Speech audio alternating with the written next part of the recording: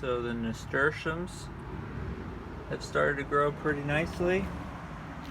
Got a new swing. Borage starting to sprout. An example of what borage looks like when it's more mature. I had some volunteers from seeds from last year's plants, and you can see they make these pretty flowers. Transplanted it here with the parsley and it did pretty well.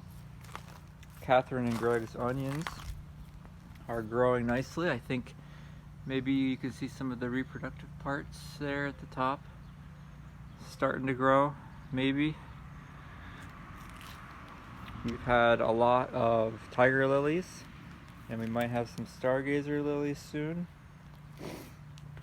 I'm trying an experiment of late seeding some black beans and some French beans, and my delicata squash pot has one that's looking pretty healthy. And I've got 4 pots with a Lebanese style zucchini plants. I'm excited to taste them. They're supposed to be nutty flavored. And my peas, I don't know if it's the weather or if this is just what happens normally, but they're having a second flush of peas across all these plants. So some of the plants started looking like they were drying out, but they're coming back, getting even more peas. So the peas was a great experiment. Spring peas is a repeat.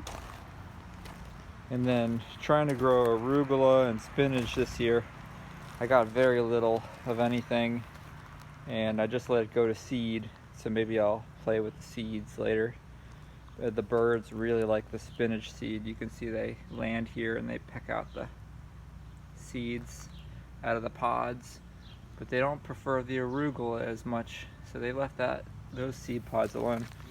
And got some accidental kale growing under there from last year, where the kale plants, maybe some seed that didn't germinate, or maybe some seed from the kale plants, not sure. And trying to keep the weeds out of the rock mulch here, and we're not being very successful, but working at it. So there's the garden tour.